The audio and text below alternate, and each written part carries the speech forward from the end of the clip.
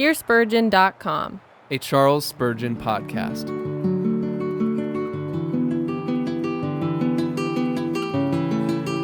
Sovereignty and Salvation. Sermon number 60.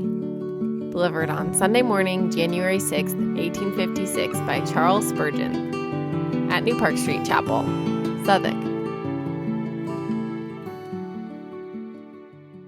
Look unto me and be you saved, all the ends of the earth, for I am God and there is none else. Isaiah 45, verse 22. 6 years ago today, as near as possible, at this very hour of the day, I was in the gall of bitterness and in the bonds of iniquity, but had yet by divine grace been led to feel the bitterness of that bondage and to cry out by reason of the soreness of its slavery. Seeking rest and finding none, I stepped within the house of God and sat there, afraid to look upward, lest I should be utterly cut off, and lest his fierce wrath should consume me. The minister rose in his pulpit, and as I have done this morning, read this text: Look unto me, and be you saved, all the ends of the earth, for I am God, and there is none else. I looked that moment.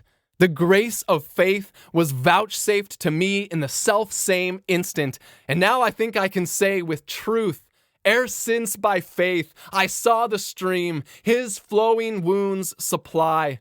Redeeming love has been my theme, and shall be till I die.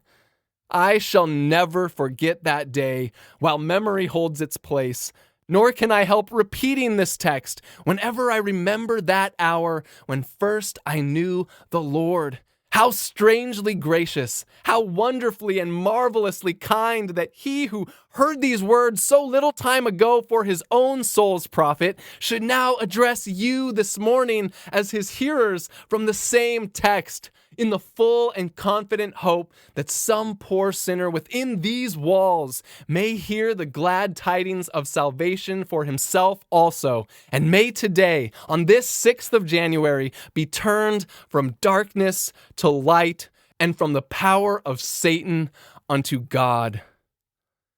If it were within the range of human capacity to conceive a time when God dwelt alone, without his creatures, we should then have one of the grandest and most stupendous ideas of God.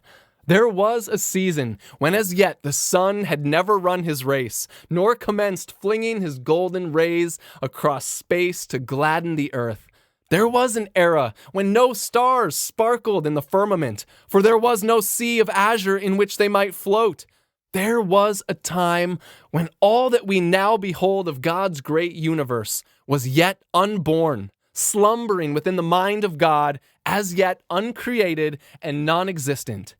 Yet there was God, and he was over all blessed forever, though no seraphs hymned his praises, though no strong-winged cherubs flashed like lightning to do his high behests. Though he was without a retinue, yet he sat as a king on his throne, the mighty God, forever to be worshipped, the dread supreme, in solemn silence, dwelling by himself in vast immensity, making of the placid clouds his canopy, and the light from his own countenance, forming the brightness of his glory. God was and God is. From the beginning, God was God. Before worlds had beginning, he was from everlasting to everlasting. Now, when it pleased him to create his creatures, does it not strike you how infinitely those creatures must have been below himself? If you are potters, and you fashion upon the wheel a vessel, shall that piece of clay arrogate to itself equality with you? No, at what a distance will it be from you, because you have been in part its creator. So, when the Almighty formed his creatures, was it not consummate impudence that they should venture for a moment to compare themselves with him? Yet that arch traitor, that leader of rebels, Satan, sought to climb to the high throne of God, soon to find his aim too high, and hell itself not low enough wherein to escape divine vengeance. He knows that God is God alone. Since the world was created, man has imitated Satan, the creature of the day. The ephemera of an hour has sought to match itself with the eternal. Hence it has ever been one of the objects of the great Jehovah to teach mankind that he is God, and beside him there is none else. This is the lesson he has been teaching the world since it went astray from him. He has been busying himself in breaking down the high places, in exalting the valleys, in casting down imaginations and lofty looks, that all the world might know that the Lord is God alone. He can create and he destroy. This morning we shall attempt to show you in the first place how God has been teaching this great lesson to the world, that he is God, and beside him there is none else. And then, secondly, the special way in which he designs to teach it in the matter of salvation. Look unto me, and be you saved, for I am God, and there is none else.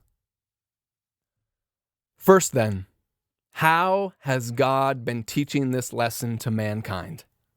We reply, he has taught it, first of all, to false gods and to the idolaters who have bowed before them.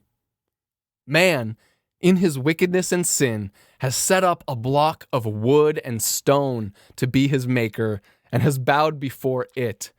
He has fashioned for himself out of a goodly tree an image made unto the likeness of mortal man, or of the fishes of the sea, or of creeping things of the earth, and he has prostrated his body, and his soul too, before that creature of his own hands, calling it God, while it had neither eyes to see, nor hands to handle, nor ears to hear. But how has God poured contempt on the ancient gods of the heathen? Where are they now? Are they so much as known? Where are those false deities before whom the multitudes of Nineveh prostrated themselves? Ask the moles and bats whose companions they are, or ask the mounds beneath which they are buried, or go where the idle gazer walks through the museum. See them there as curiosities and smile to think that men should ever bow before such gods as these. And where are the gods of Persia? Where are they? The fires are quenched, and the fire worshiper has almost ceased out of the earth. Where are the gods of Greece, those gods adorned with poetry and hymned in the most sublime odes? Where are they? They are gone. Who talks of them now but as things that were of yore? Jupiter, does anyone bow before him? And who is he that adores Saturn? They are passed away. They are forgotten. And where are the gods of Rome? Does Janus now command the temple, or do the Vestal virgins now feed their perpetual fires? Are there any now that bow before these gods? No, they have lost their thrones. And where are the gods of the South Sea Islands, those bloody demons before whom wretched creatures prostrated their bodies? They have well nigh become extinct. Ask the inhabitants of China and Polynesia, where are the gods before which they bowed? Ask, and Echo says, ask, and ask again. They are cast down from their thrones. They are hurled from their pedestals. Their chariots are broken. Their scepters are burnt in the fire. Their glories are departed. God has gotten unto himself the victory over false gods and taught their worshipers that he is God and that beside him there is none else. Are there gods still worshipped, or idols before which the nations bow themselves? Wait but a little while, and you shall see them fall. Cruel juggernaut, whose car still crushes in its motion the foolish ones who throw themselves before it, shall yet be the object of derision. And the most noted idols, such as Buddha and Brahma and Vishnu, shall yet stoop themselves to the earth, and men shall tread them down as mire in the streets. For God will teach all men that he is God and that there is none else. Mark yet again how God has taught this truth to empires.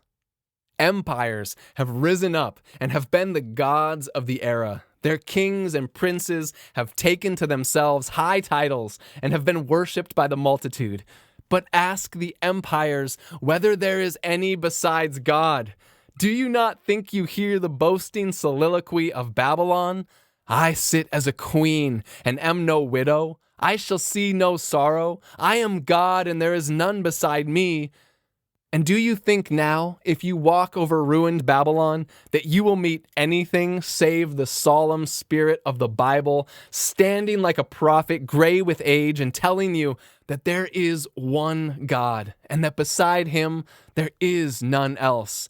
Go to Babylon, covered with its sand, the sand of its own ruins. Stand on the mounds of Nineveh and let the voice come up. There is one God, and empires sink before him. There is only one potentate, and the princes and kings of the earth, with their dynasties and thrones, are shaken by the trampling of his foot. Go, seat yourself in the temple of Greece. Mark there what proud words Alexander once did speak. But now, where is he? And where his empire too? Sit on the ruined arches of the bridge of Carthage, or walk through the desolated theaters of Rome, and you will hear a voice in the wild wind amid those ruins. I am God, and there is none else. O city, you did call yourself eternal. I have made you melt away like dew. You said, I sit on 7 hills. I shall last forever. I have made you crumble, and you are now a miserable and contemptible place compared with what you were. You were once stone. You made yourself marble. I have made you stone again and brought you low. Oh, how God has taught monarchies and empires that have set themselves up like new kingdoms of heaven, that he is God and that there is none else. Again, how has he taught this great truth to monarchs? There are some who have been most proud that have had to learn it in a way more hard than others. Take, for instance, Nebuchadnezzar. His crown is on his head. His purple robe is over his shoulders. He walks through proud Babylon and says, "Is not this great Babylon which I have built?" Do you see that creature in the field there? It is a man. A man, say you? Its hair has grown like eagle's feathers and its nails like bird's claws. He walks on all fours and eats grass like an ox. It is driven out from men. That is the monarch who said, "Is not this great Babylon that I have built?" And now he is restored to Babylon's palace, that he may bless the Most High, who is able to abase those that walk in pride. Remember another monarch? Look at Herod. He sits in the midst of his people and he speaks. Do you hear the impious shout? "It is the voice of God," they cry, "and not the voice of man." The proud monarch gives not God the glory. He affects the God and seems to shake the spheres, imagining himself divine. There is a worm that creeps into his body, and yet another, and before the sun has set, he is eaten up of worms. Ah, monarch, you thought of being a god, and worms have eaten you. You have thought of being more than man, and what are you? Less than man, for worms consume you, and you are the prey of corruption. Thus God humbles the proud, thus he abases the mighty. We might give you instances from modern history, but the death of a king is all sufficient to teach this one lesson, if men would but learn it. When kings die and in funeral pomp are carried to the grave, we are taught the lesson, "I am God, and beside me there is none else."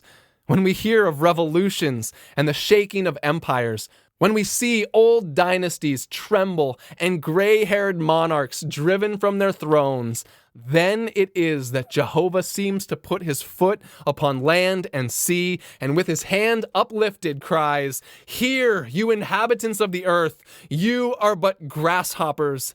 I am God, and beside me there is none else." Again, our God has had much to do to teach this lesson to the wise men of this world. For as rank, pomp, and power have set themselves up in the place of God, so has wisdom. And one of the greatest enemies of deity has always been the wisdom of man. The wisdom of man will not see God. Professing themselves to be wise, wise men have become fools. But have you not noticed in reading history how God has abased the pride of wisdom? In ages long gone by, he sent mighty minds into the world who devised systems of philosophy. These systems, they said, will last forever.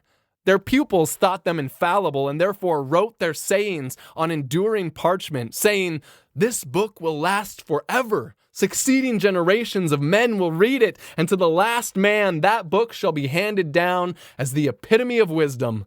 Ah, but said God, that book of yours shall be seen to be folly before another 100 years have rolled away. And so the mighty thoughts of Socrates and the wisdom of Solon are utterly forgotten now.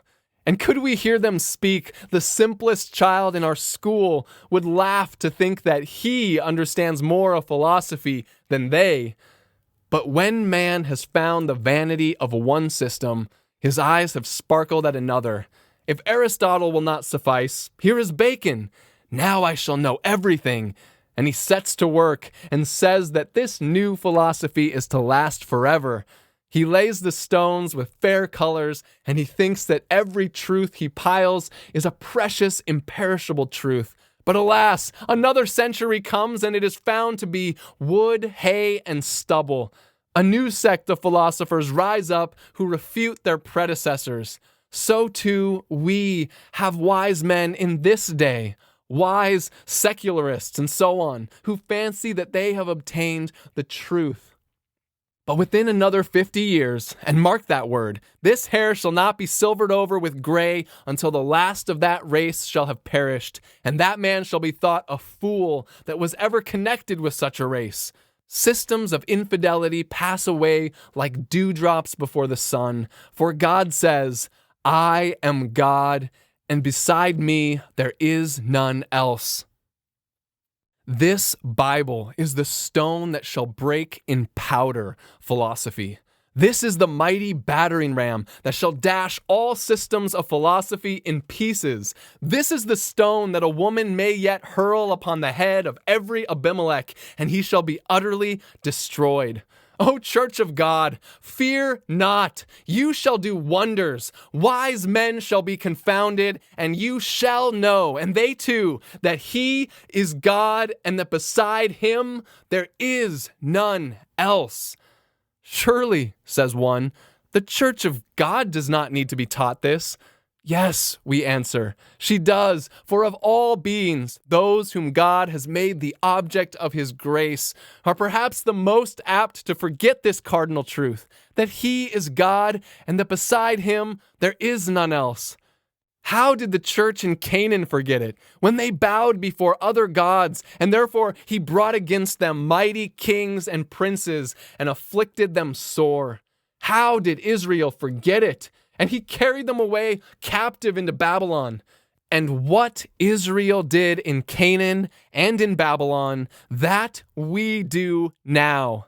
We too often forget that he is God, and beside him there is none else. Does not the Christian know what I mean when I tell him this great fact? For has he not done it himself? In certain times, prosperity has come upon him. Soft gales have blown his boat along just where his wild will wished to steer, and he has said within himself, "Now I have peace. Now I have happiness. Now the object I wished for is within my grasp. Now I will say, sit down, my soul, and take your rest. Eat, drink, and be merry. These things will well content you. Make these your God. Be blessed and happy. But have we not seen our God dash the goblet to the earth, spill the sweet wine, and instead thereof fill it with gall? And as he has given it to us, he has said, drink it. Drink it. You have thought to find a God on earth, but drain the cup and know its bitterness. When we have drunk it, nauseous the draught was, and we have cried, Ah, God, I will drink no more from these things. You are God, and beside you there is none else. And how often, too, have we devised schemes for the future without asking God's permission? Men have said, like those foolish ones whom James mentioned, we will do such and such a thing tomorrow. We will buy and sell and get gain. Whereas they knew not what was to be on the morrow, for long before tomorrow came, they were unable to buy and sell. Death had claimed them, and a small span of earth held all their frame. God teaches his people every day by sickness, by affliction, by depression of spirits, by the forsakings of God, by the loss of the Spirit for a season, by the lackings of the joys of his countenance, that he is God and that beside him there is none else. And we must not forget that there are some special servants of God raised up to do great works, who in a peculiar manner have to learn this lesson. Let a man, for instance, be called to the great work of preaching the gospel. He is successful. God helps him. Thousands wait at his feet, and multitudes hang upon his lips. As truly as that man is a man, he will have a tendency to be exalted above measure, and too much will he begin to look to himself and too little to his God. Let men speak who know, and what they know, let them speak, and they will say, it is true. It is most true.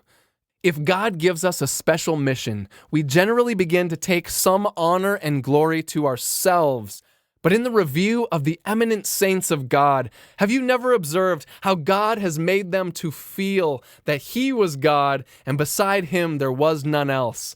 Poor Paul might have thought himself a god and been puffed up above measure by reason of the greatness of his revelation, had there not been a thorn in the flesh. But Paul could feel that he was not a god, for he had a thorn in his flesh, and gods could not have thorns in the flesh. Sometimes God teaches the minister by denying him help on special occasions. We come up into our pulpits and say, "Oh, I wish I could have a good day today." We begin to labor. We have been just as earnest in prayer and just as indefatigable, but it is like a blind horse turning round the mill. Or like Samson with Delilah, we shake our vain limbs with vast surprise, make feeble fight, and win no victories. We are made to see that the Lord is God, and that beside him there is none else. Very frequently, God teaches this to the minister by leading him to see his own sinful nature. He will have such an insight into his own wicked and abominable heart that he will feel as he comes up the pulpit stairs that he does not deserve so much as to sit in his pew, much less to preach to his fellows. Although we feel always joy in the declaration of God's word, yet we have known what it is to totter on the pulpit steps under a sense that the chief of sinners should scarcely be allowed to preach to others. Ah, beloved, I do not think he will be very successful as a minister who is not taken into the depths and blackness of his own soul and made to exclaim, "Unto me, who am less than the least of all saints, is this grace given, that I should preach among the Gentiles the unsearchable riches of Christ." There is another antidote which God applies in the case of ministers. If he does not deal with them personally, he raises up a host of enemies, that it may be seen that he is God and God alone. An esteemed friend sent me yesterday a valuable old manuscript of one of George Whitfield's hymns, which was sung on Kennington Common. It was a splendid hymn, thoroughly Whitfieldian all through. It showed that his reliance was wholly on the Lord and that God was within him. What? Will a man subject himself to the calumnies of the multitude? Will he toil and work day after day unnecessarily? Will he stand up Sunday after Sunday and preach the gospel and have his name maligned and slandered if he has not the grace of God in him? For myself, I can say that were it not that the love of Christ constrained me, this hour might be the last that I should preach. So far as the ease of the thing is concerned, necessity is laid upon us. Yes, woe is unto us if we preach not the gospel. But that opposition through which God carries his servants leads them to see at once that he is God and that there is none else. If everyone applauded, if all were gratified, we should think ourselves God. But when they hiss and hoot, we turn to our God and cry, if on my face for thy dear name shame and reproach should be, I'll hail reproach and welcome shame if thou wilt remember me. This brings us to the second portion of our discourse. Salvation is God's greatest work, and therefore, in his greatest work, he specially teaches us this lesson, that he is God and that beside him there is none else. Our text tells us how he teaches it. He says, "Look unto me and be you saved, all the ends of the earth." He shows us that he is God and that beside him there is none else in three ways. First, by the person to whom he directs us. Look unto me and be you saved. Secondly, by the means he tells us to use to obtain mercy. Look, simply look. And thirdly, by the persons whom he calls to look. Look unto me and be you saved, all the ends of the earth. First, to whom does God tell us to look for salvation? Oh, does it not lower the pride of man when we hear the Lord say, "Look unto me and be you saved, all the ends of the earth"? It is not, "Look to your priest and be you saved." If you did, there would be another God, and beside him there would be someone else. It is not, "Look to yourself." If so, then there would be a being who might arrogate some of the praise of salvation. But it is, "Look unto me." How frequently you who are coming to Christ look to yourselves. Oh, you say, "I do not repent enough." That is looking to yourself. "I do not believe enough." That is looking to yourself. "I am too unworthy." That is looking to yourself. "I cannot discover," says another, "that I have any righteousness." It is quite right to say that you have not any righteousness, but it is quite wrong to look for any. It is look unto me. God will have you turn your eye off yourself and look unto him. The hardest thing in the world is to turn a man's eye off himself. As long as he lives, he always has a predilection to turn his eyes inside and look at himself, whereas God says, "Look unto me." From the cross of Calvary, where the bleeding hands of Jesus drop mercy. From the Garden of Gethsemane, where the bleeding pores of the Savior sweat pardons, the cry comes, "Look unto me and be you saved, all the ends of the earth." From Calvary's summit, where Jesus cries, "It is finished," I hear a shout, "Look and be saved." But there comes a vile cry from our soul, "No, look to yourself, look to yourself." Ah, my hearer, look to yourself, and you will be damned. That certainly will come of it. As long as you look to yourself, there is no hope for you. It is not a consideration of what you are, but a consideration of what God is and what Christ is that can save you. It is looking from yourself to Jesus. Oh, there be men that quite misunderstand the gospel. They think that righteousness qualifies them to come to Christ, whereas sin is the only qualification for a man to come to Jesus. Good old Crisp says, righteousness keeps me from Christ. The whole have no need of a physician, but they that are sick. Sin makes me come to Jesus when sin is felt. And in coming to Christ, the more sin I have, the more cause I have to hope for mercy. David said, and it was a strange thing too, have mercy upon me, for my iniquity is great. But David, why did you not say that it was little? Because David knew that the bigger his sins were, the better reason for asking for mercy. The more vile a man is, the more eagerly I invite him to believe in Jesus. A sense of sin is all we have to look for as ministers. We preach to sinners and let us know that a man will take the title of sinner to himself, and we then say to him, look unto Christ, and you shall be saved. Look, this is all he demands of you, and even this he gives you. If you look to yourself, you are damned. You are a vile miscreant, filled with loathsomeness, corrupt and corrupting others. But look here, see you that man hanging on the cross? Do you behold his agonized head drooping meekly down upon his chest? Do you see that thorny crown causing drops of blood to trickle down his cheeks? Do you see his hands pierced and rent, and his blessed feet supporting the weight of his own frame, rent nearly apart with the cruel nails? Sinner, do you hear him shriek, Eloi, Eloi, lama sabachthani? Do you hear him cry, it is finished?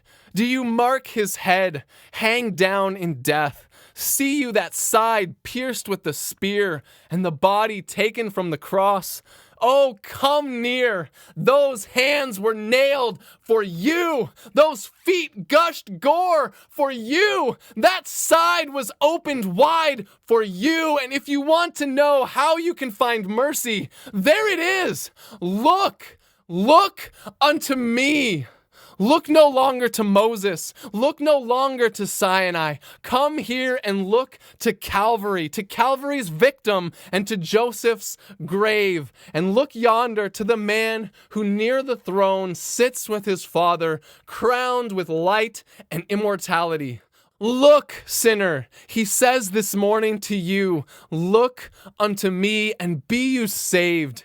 It is in this way God teaches us that there is none beside him, because he makes us look entirely to him and utterly away from ourselves.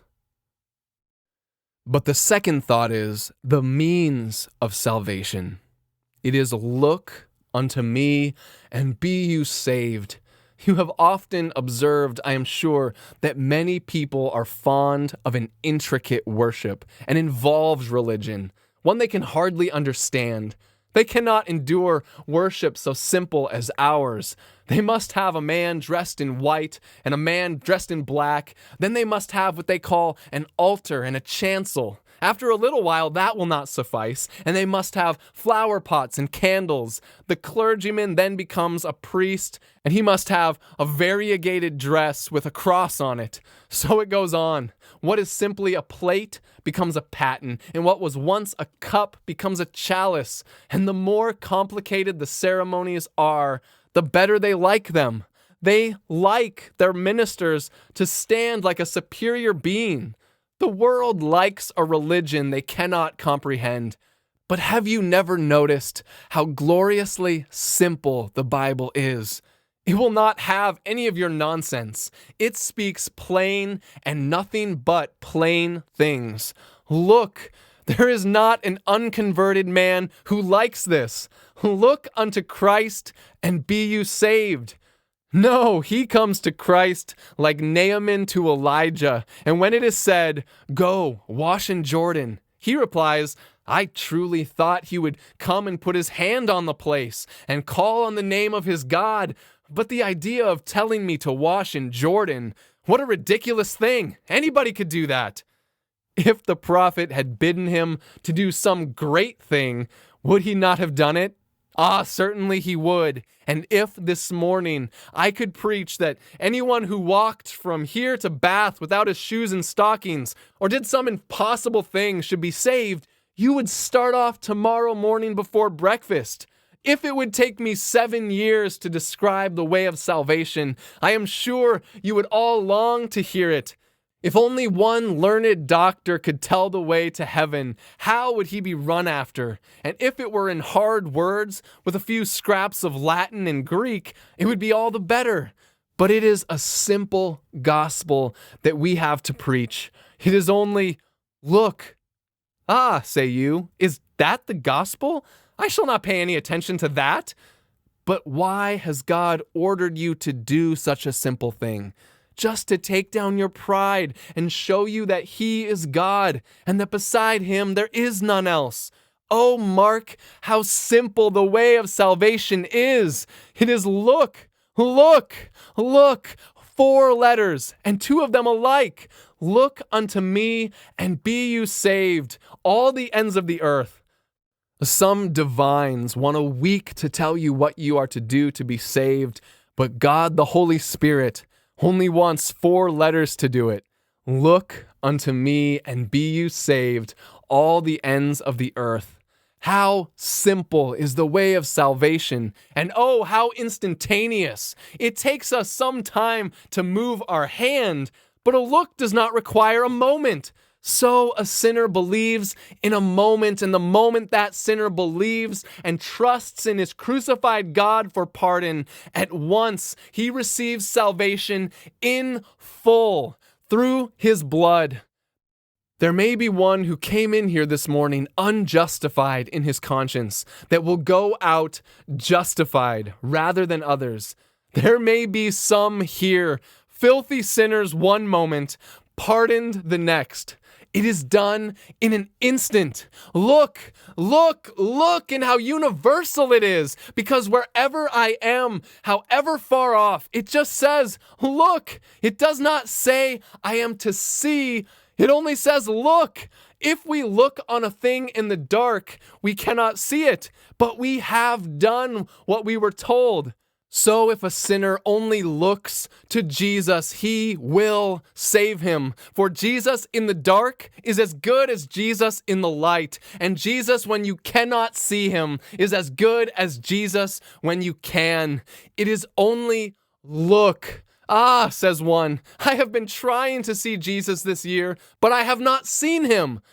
It does not say see him, but look unto him. And it says that they who looked were lightened.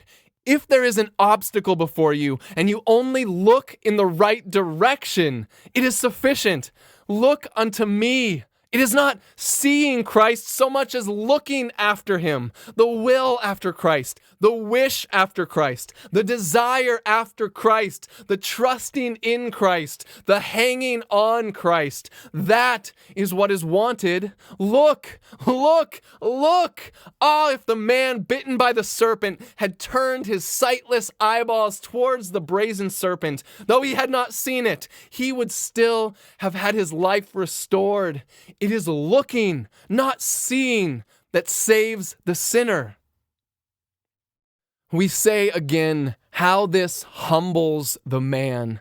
There is a gentleman who says, well, if it had been 1,000 pounds that would have saved me, I would have thought nothing of it. But your gold and silver is cankered and good for nothing. Then am I to be saved just the same as my servant Betty? Yes, just the same. There is no other way of salvation for you. That is to show man that Jehovah is God and that beside him there is none else. The wise man says, if it had been to work the most wonderful problem or to solve the greatest mystery, I would have done it. May I not have some mysterious gospel? May I not believe in some mysterious religion? No, it is look. What? Am I to be saved just like that ragged schoolboy who can't read his letters? Yes, you must, or you will not be saved at all. Another says, I have been very moral and upright. I have observed all the laws of the land, and if there is anything else to do, I will do it. I will eat only fish on Fridays and keep all the fasts of the church, if that will save me. No, sir, that will not save you. Your good works are good for nothing. What? Must I be saved in the same way as a harlot or a drunkard? Yes, sir, there is only one way of salvation for all. He has concluded all in unbelief that he might have mercy upon all. He has passed a sentence of condemnation on all, that the free grace of God might come upon many to salvation. Look, look, look. This is the simple method of salvation. Look unto me and be you saved, all the ends of the earth. But lastly, mark how God has cut down the pride of man and has exalted himself by the persons whom he has called to look. Look unto me and be you saved, all the ends of the earth. When the Jew heard Isaiah say that, "Ah," he exclaimed, "you ought to have said, 'Look unto me, O Jerusalem, and be saved.' That would have been right. But those Gentile dogs, are they to look and be saved? Yes, says God, I will show you Jews that though I have given you many privileges, I will exalt others above you. I can do as I will with my own." Now, who are the ends of the earth? Why, there are poor heathen nations now that are very few degrees removed from brutes, uncivilized and untaught. But if I might go and tread the desert and find the bushman in his village, or go to the South Seas and find a cannibal, I would say to the cannibal or the bushman, "Look unto Jesus and be you saved, all the ends of the earth." They are some of the ends of the earth, and the gospel is sent as much to them as to the polite Grecians, the refined Romans, or the educated Britons. But I think the ends of the earth imply those who have gone the farthest away from Christ. I say, drunkard, that means you. You have been staggering back till you have got right to the ends of the earth. You have almost had delirium tremens. You cannot be much worse. There is not a man breathing worse than you. Is there? Ah, but God, in order to humble your pride, says to you, "Look unto me and be you saved." There is another who has lived a life of infamy and sin until she has ruined herself, and even Satan seems to sweep her out at the back door. But God says, "Look unto me and be you saved, all the ends of the earth." I think I see one trembling here and saying, "Ah, I have not been one of these, sir, but I have been something worse. For I have attended the house of God, and I have stifled convictions and put off all thoughts of Jesus, and now I think he will never have mercy on me." You are one of them, ends of the earth. So long as I find any who feel like that, I can tell them that they are the ends of the earth. But, says another, I am so peculiar. If I did not feel as I do, it would be all very well, but I feel that my case is a peculiar one. That is all right. They are a peculiar people. You will do. But another one says, "There is nobody in the world like me. I do not think you will find a being under the sun that has had so many calls and put them all away, and so many sins on his head. Besides, I have guilt that I should not like to confess to any living creature." One of the ends of the earth again. Therefore, all I have to do is cry out in my Master's name, "Look unto me and be you saved, all the ends of the earth. For I am God and there is none else." But you say, sin will not let you look. I tell you, sin will be removed the moment you do look. But I dare not. He will condemn me. I fear to look. He will condemn you more if you do not look. Fear then, and look. But do not let your fearing keep you from looking. But he will cast me out. Try him. But I cannot see him. I tell you, it is not seeing, but looking. But my eyes are so fixed on the earth, so earthly, so worldly. Ah, poor soul, he gives power to look and live. He says, look unto me and be you saved, all the ends of the earth. Take this, dear friends, for a New Year's text, both you who love the Lord and you who are only looking for the first time. Christian, in all your troubles through this year, look unto God and be saved. In all your trials and afflictions, look unto Christ and find deliverance. In all your agony, poor soul, in all your repentance for your guilt, look unto Christ and find pardon. This year, remember to put your eyes heavenward and your heart heavenward too. Remember this day that you bind round yourself a golden chain and put one link of it in the staple in heaven. Look unto Christ. Fear not. There is no stumbling when a man walks with his eyes up to Jesus. He that looked at the stars fell into the ditch, but he that looks at Christ walks safely. Keep your eyes up all the year long. Look unto him and be you saved. And remember that he is God, and beside him there is none else. And you, poor trembler, what say you? Will you begin the year by looking unto him? You know how sinful you are this morning. You know how filthy you are. And yet it is possible that before you open your pew door and get into the aisle, you will be as justified as the apostles before the throne of God. It is possible that before your foot treads the threshold of your door, you will have lost the burden that has been on your back, and you will go on your way singing, I am forgiven, I am forgiven, I am a miracle of grace. This is my spiritual birthday. Oh, that it might be such to many of you, that at last I might say, here am I, and the children you have given me. Hear this, convinced sinner. This poor man cried, and the Lord delivered him out of his distresses. Oh, taste and see that the Lord is good.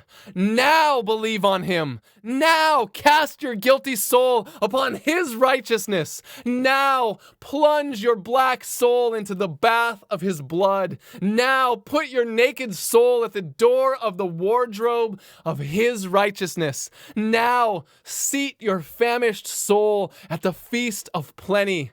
Now look. How simple does it seem? And yet it is the hardest thing in the world to bring men to.